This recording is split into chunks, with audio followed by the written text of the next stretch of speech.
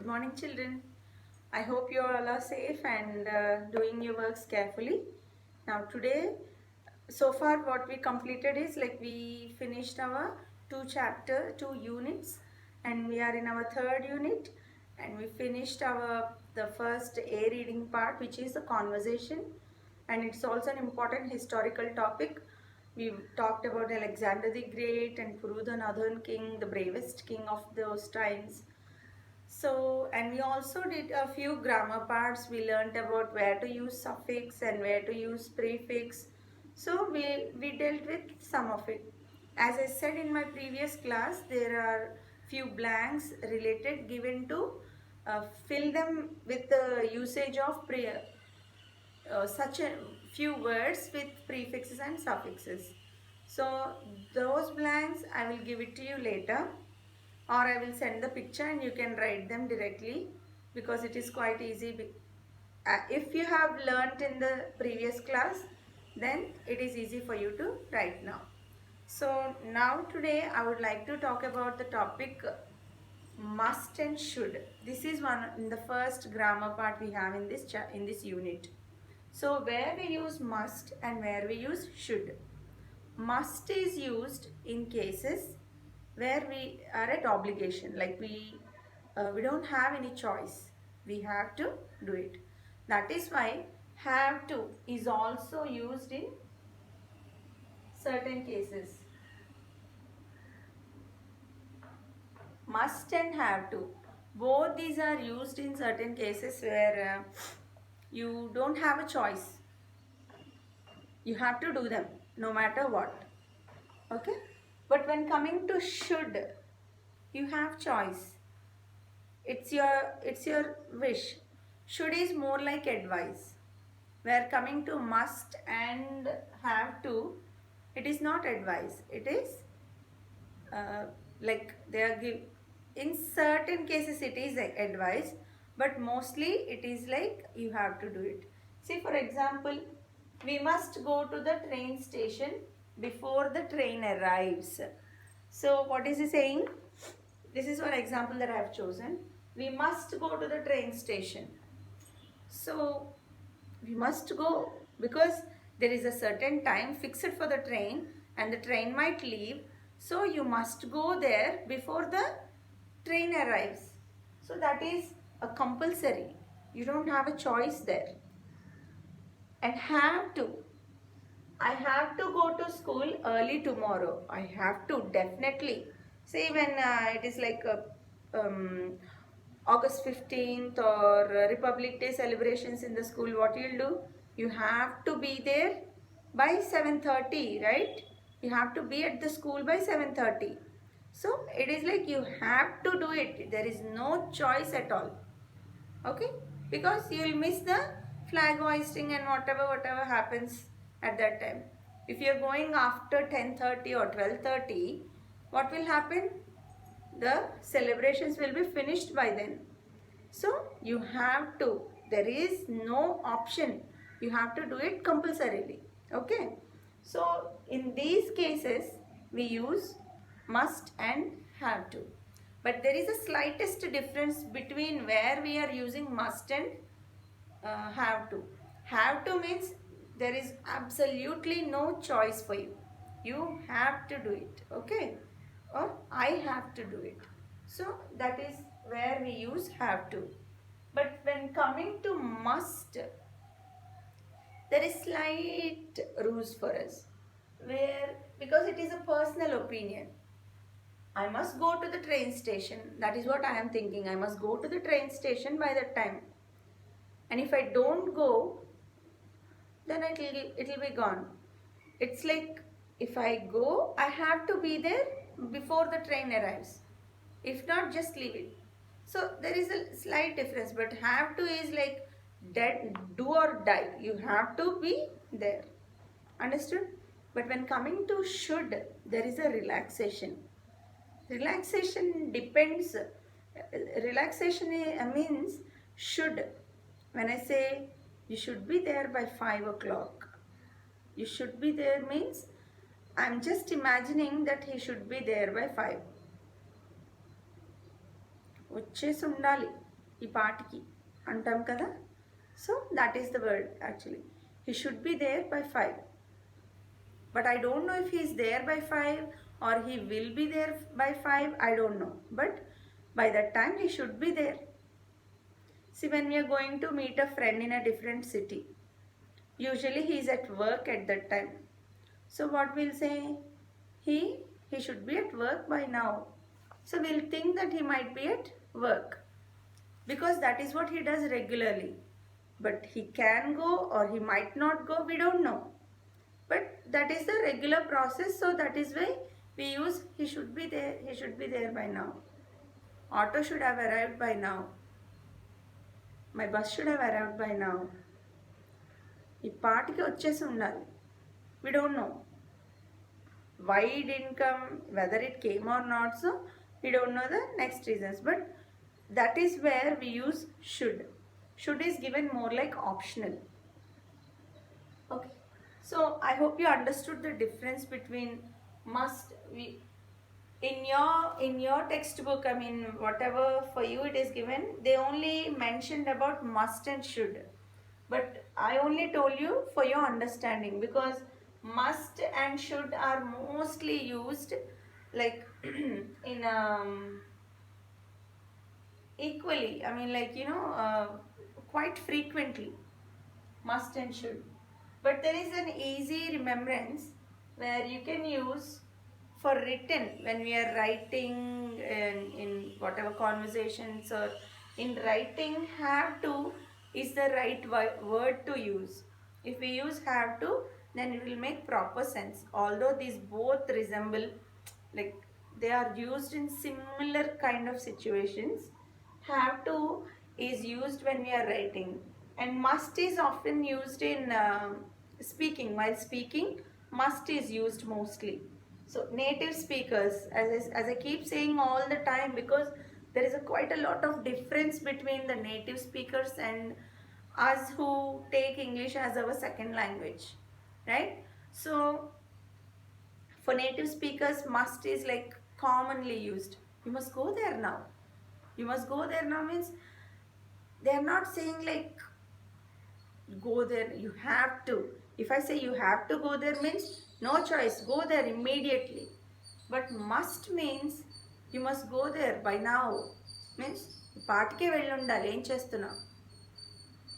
But the person will go or not his own choice. That is why I said here personal. It is personal opinion. Whether or not he goes, that is his opinion. But my opinion is he must be there by now. What is he doing here? See, children, you generally, like in their primary classes, what do they do when they eat food, lunch in the afternoon? They eat very slowly. Some children eat very slowly. Even after the third bell rings, they still keep eating alone in the corridor. So you should, if I say you should have finished your lunch by now, generally they should have finished, but they won't. That is, they have an option there. But if I say you must finish your lunch by 3 o'clock, sorry, if you should finish your lunch by 2 o'clock or 1:45, which means he should have finished, but he is not finishing it. It is not happening there. Have to, you have to finish. No choice for you. You have to finish your lunch by 1:45. Then we are not giving him any choice. You have to do it. You are sitting on the top of their head. Okay.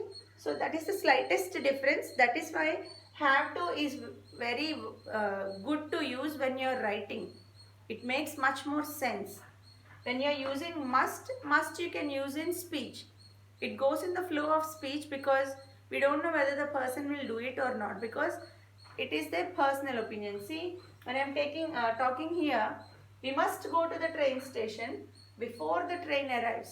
We must go there before the train arrives. But there is a little chance that we can go even after the train arrives, but there is no use, right? But if I say should, if I use should in the same sentence, we should go to the train station before the train arrives. We should go, but we can go later also, we can go a little bit earlier also. For example, if you see, I have to go to school early tomorrow. I have to. Here I don't have any choice. I should go to school early tomorrow. When I say I should go to school, నేను వెళ్ళాలి స్కూల్కి. వెళ్తానో లేదో తెలీదు, but I should go. That is what I was told. And using time is also quite important. Like here, if I say,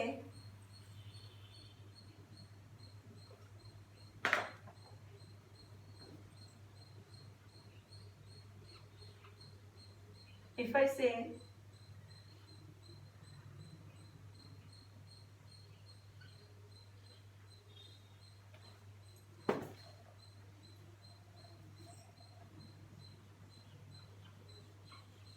can you see, children?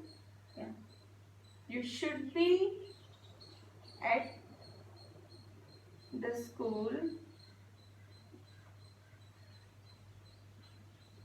by 10 o'clock. So,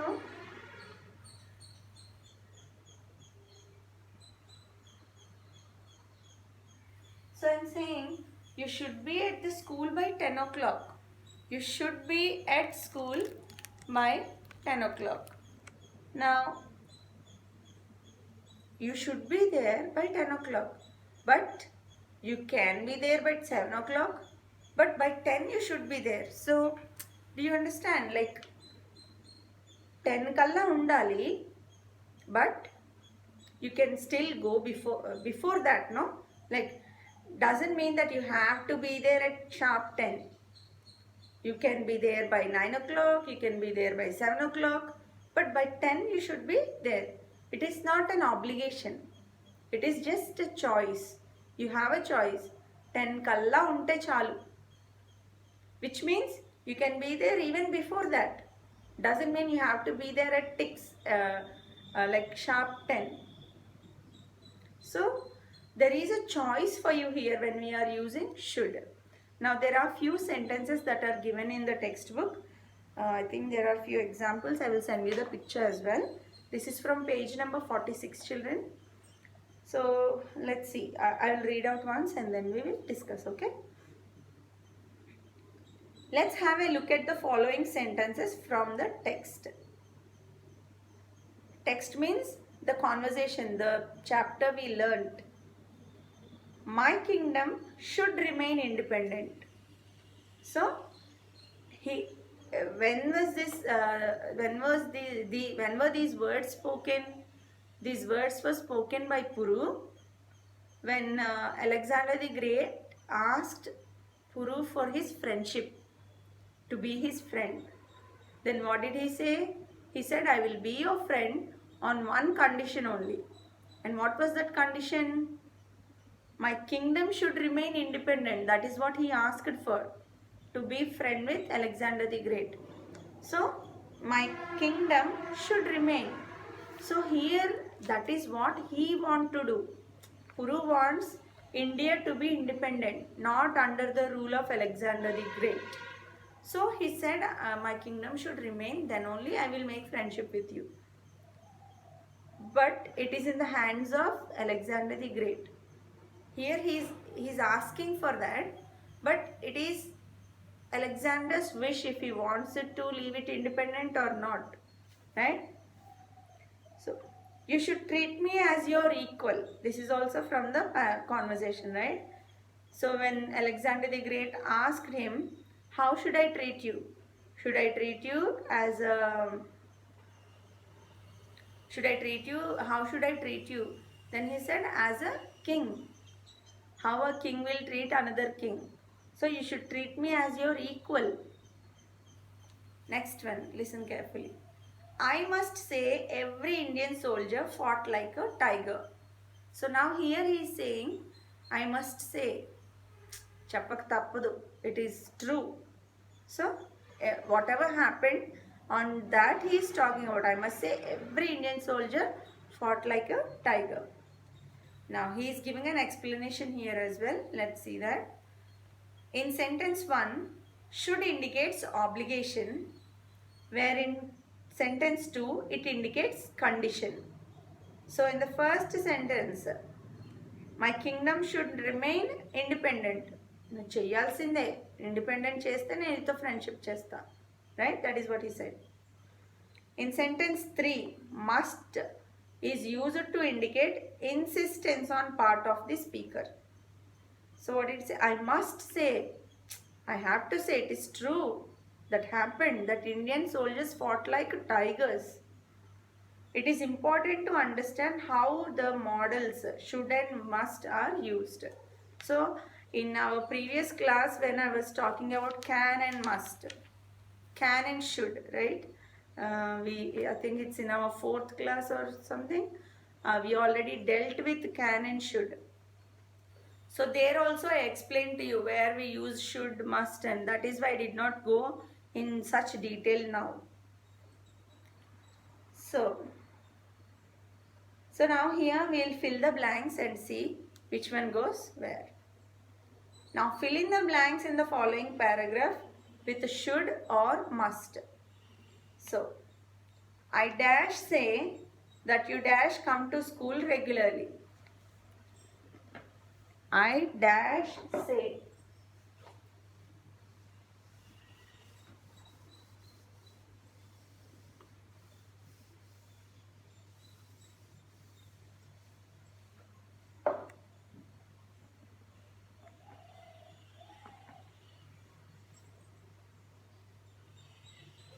These markers are useless. I dash say that you should come. Oh, I already wrote the answer here. Come to school regularly. Now if you see here, I dash say that you should come to school regularly because you cannot miss important lessons. Because you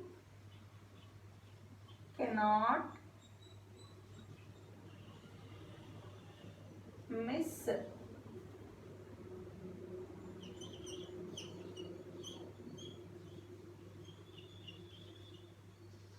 important lessons.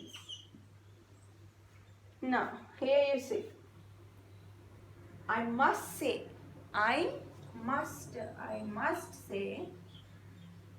you should come to school. So here చెప్పక తప్పదు ఇంకా. I must say that you should come to school. You should come to school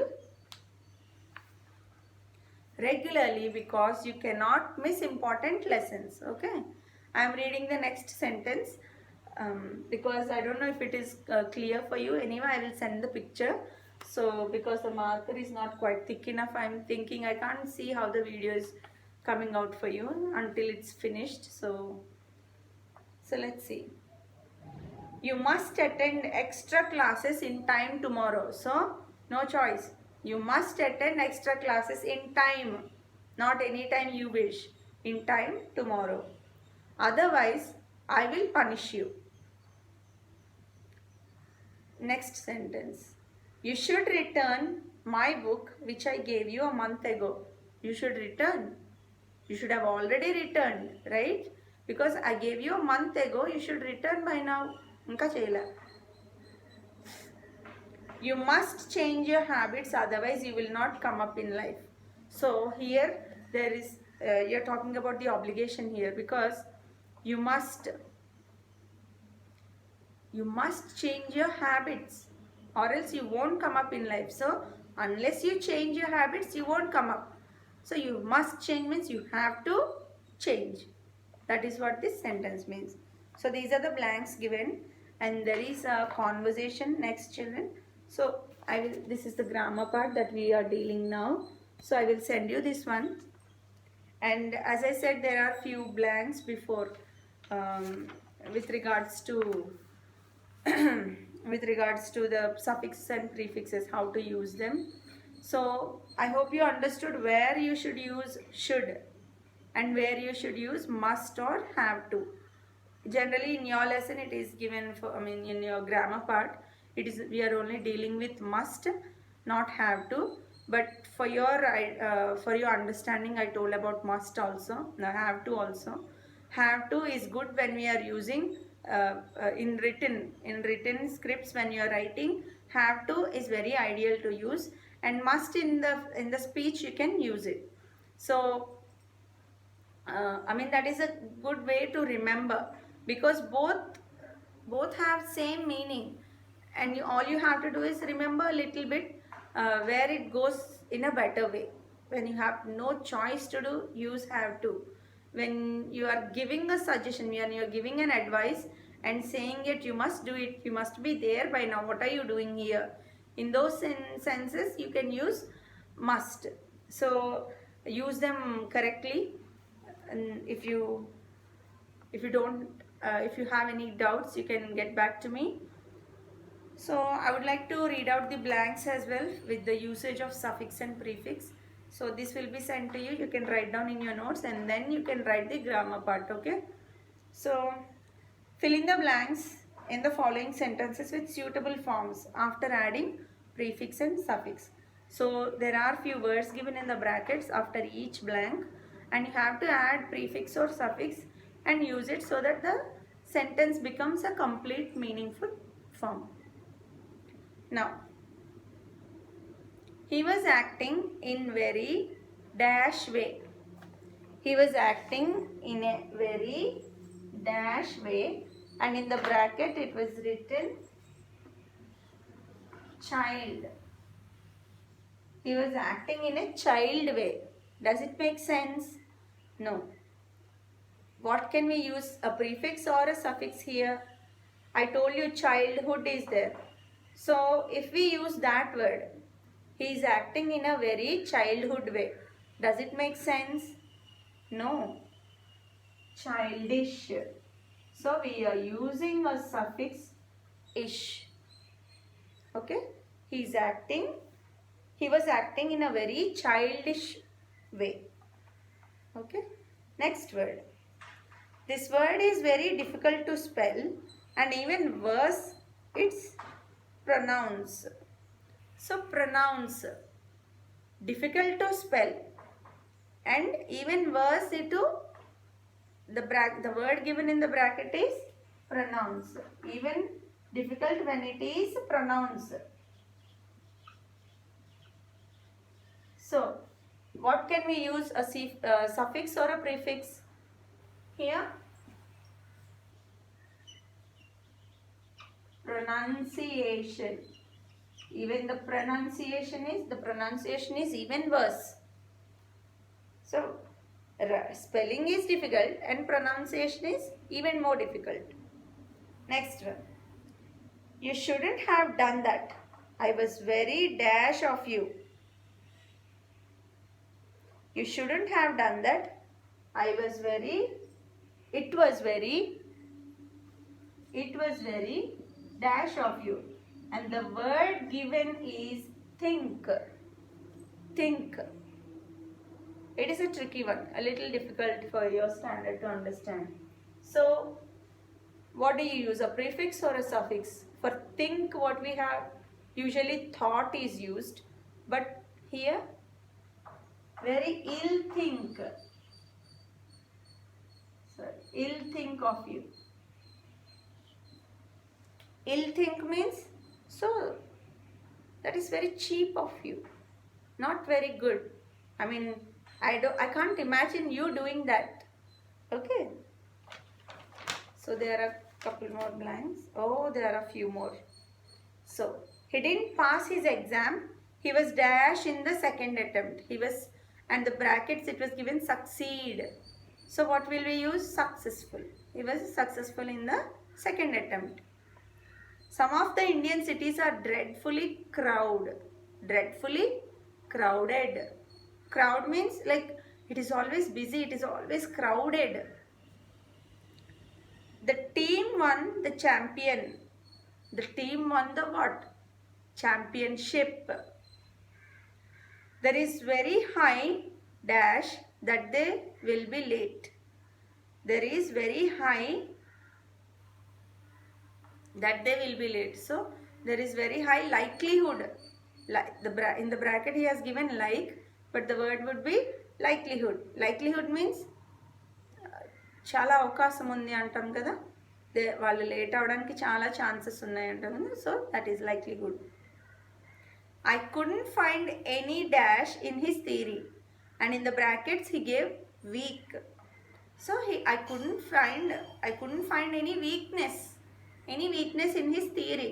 What he said was a very strong opinion. That theory was perfect. There was a 3-hour dash because of the strike, and in the brackets he gave stop, which means here they are traveling. There was a 3-hour stoppage. You need a dash of motivation, organization and revision to learn English, and in the brackets he gave combine. You need a dash of motivation, organization and revision.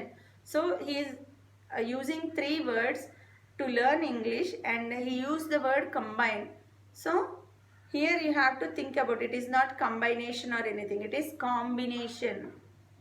So you need to have the combination. Combination means you have to have all of them. Combination of motivation, organization and revision to learn English. That is what he meant to say. So today I think we'll call it a day, and see, I've already sent you this picture, children, in our previous class. Now these blanks are there. I'm going to send you these, and after writing this you can write the grammar part, which is usage of must and should. And for today we'll end it up there. I will also send the conversation. See, in the next one what they gave is, now read the conversation between a doctor and a patient and fill in the blanks with the should and must. So he gave quite a conversation and there are blanks here. So I will send this as well. You can fill those up with must and should. Okay, and that is it for today, children. Hope you understood about where you should use must and where you should use should. So even when I am talking, I am using a lot of should, because that is my opinion, because I feel like you might have learned. Okay, so, and in our next Roman number we will be talking about degrees of comparison. I told you in my last class now that we will be talking about degrees of comparison, but actually if you remember, in my second or third video I have given you a very detailed lesson about degrees of comparison, about positive degree, superlative degree, comparative degree, in very detailed, in a chart form. I also gave all the rules where we should use which degree. So if possible I will send that video as well when we are talking about that. And for now, today we will end up with usage of must and should, and also the blanks that we dealt with suffix and prefix, and I will send you the conversation so you can fill out the words. So that is it for today, children. So have a good day, and you enjoy your day, and please follow the lesson carefully. All right, children, thank you.